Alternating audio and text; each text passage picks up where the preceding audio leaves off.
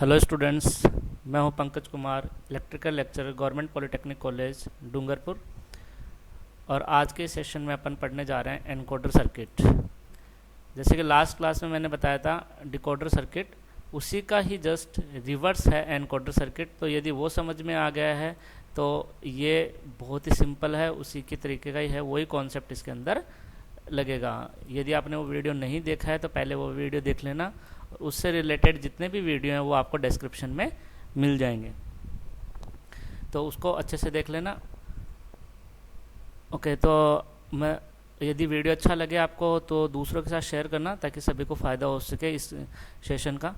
तो चलो अब स्टार्ट करते हैं आज का टॉपिक अपन एनकोडर सर्किट। तो एनकोडर सर्किट क्या है, जस्ट मैंने बताया जैसे डिकोडर का रिवर्स रूप। डिकोडर क्या कर रहा था, डिकोडर सर्किट जो था वो डिकोड मतलब बाइनरी डाटा इनपुट को दूसरे फॉर्म्स में बदल रहा था। लाइक बाइनरी डाटा को डेसिमल में बदल रहा था, और भी जैसे हेक्साडेसिमल में बदल रहा था, ऑक्टल में बदल रहा था, और भी डिफरेंट टाइप के अपन ने जैसे एग्जांपल भी लिया था मैंने 2x4 डिकोडर का लिया था कि 2 बिट बाइनरी इनपुट हो, उसको 4 बिट के नंबर में अपन को आउटपुट में लेना है।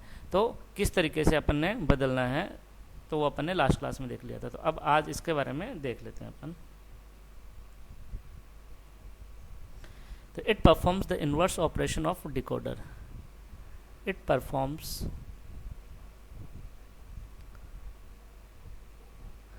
Inverse operation of decoder.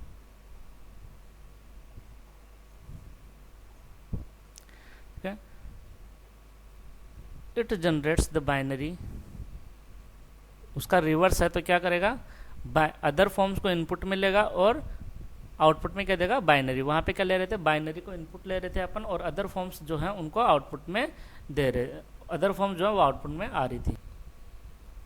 और यहाँ पे क्या होगा, अदर फॉर्म्स जैसे बाइनरी आउटपुट में आएगा, अपन डेसिमल दे सकते हैं, ऑक्टल दे सकते हैं, हेक्साडेसिमल दे सकते हैं, और अदर फॉर्म्स भी अपन इनपुट में दे सकते हैं और आउटपुट में अपन को बाइनरी मिलेगा। तो it generates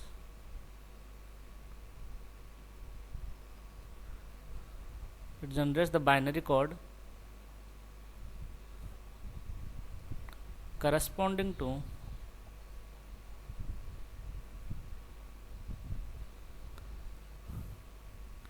the input lines।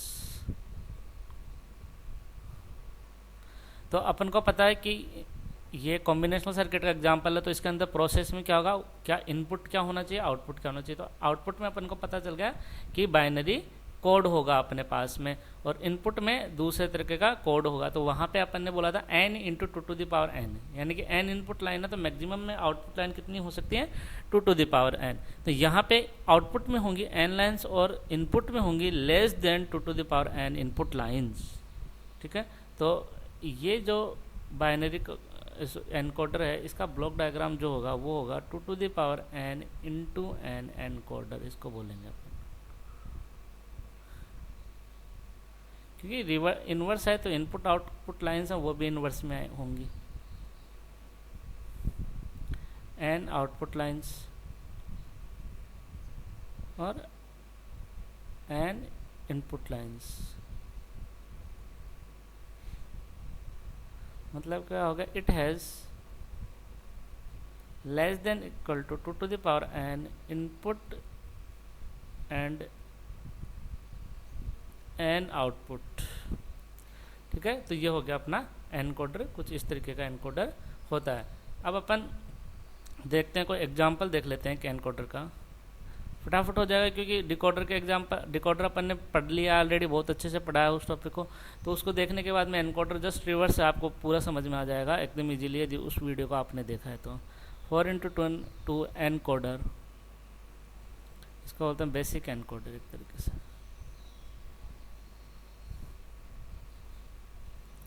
तो वहाँ पे जैसे इनपुट में लिया था अपन ने XY, 2 इनपुट लाइन ली थी, आउटपुट में ली थी 4 आउटपुट लाइन। यहाँ पे वही 4 आउटपुट लाइन जो थी वो इनपुट लाइन्स बन जाएंगी।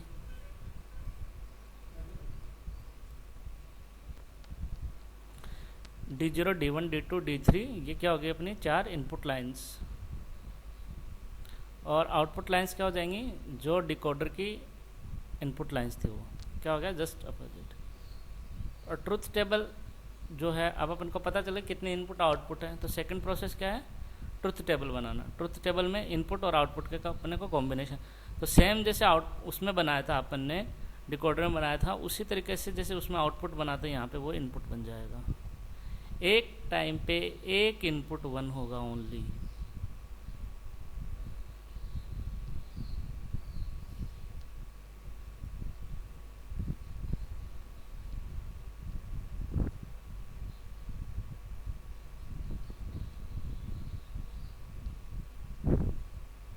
ठीक है, तो अब यहाँ पे आउटपुट हो जाएगा 0 0 0 1 1 0 और थर्ड नंबर का आ रहा है तो 1 1। ये अपना हो जाएगा इन ट्रुथ टेबल।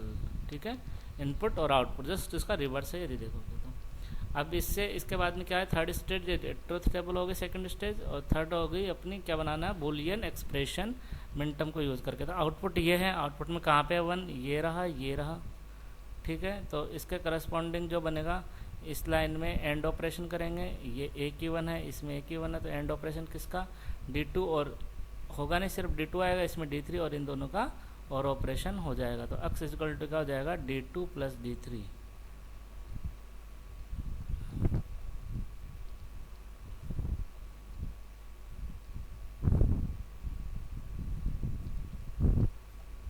और y इक्वल टू क्या हो जाएगा, इसका 1 ये रहा, इसका 1 ये रहा, तो यहाँ पे हो जाएगा D1 प्लस D3। तो ये हो जाएगा एनकोडर सर्किट के लिए Boolean expression input output lines का।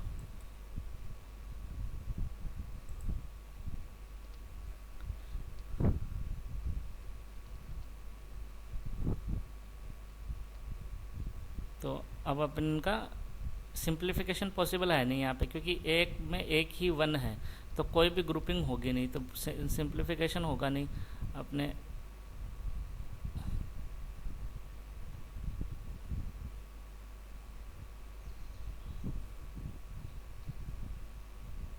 अब यहाँ पे अपन इसको सर्किट को इम्प्लीमेंट कर लेते हैं। 4 इनपुट लाइन है, D0 D1 D2 D3। तो x इक्वल टू क्या है, D2 प्लस D3, तो D2 और D3 का और ऑपरेशन।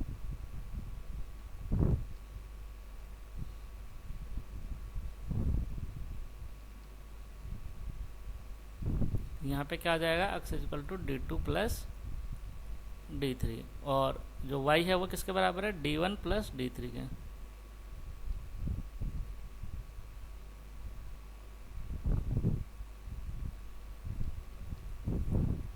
तो ये आपका एनकोडर सर्किट बन गया, डिजाइन बन गई उसकी 4x2 डिकोडर की, एनकोडर की अपना डिजाइनिंग बन गई। तो सेम उसी तरीके से करना है डिकोडर की तरह, जस्ट उसका रिवर्स ऑपरेशन है।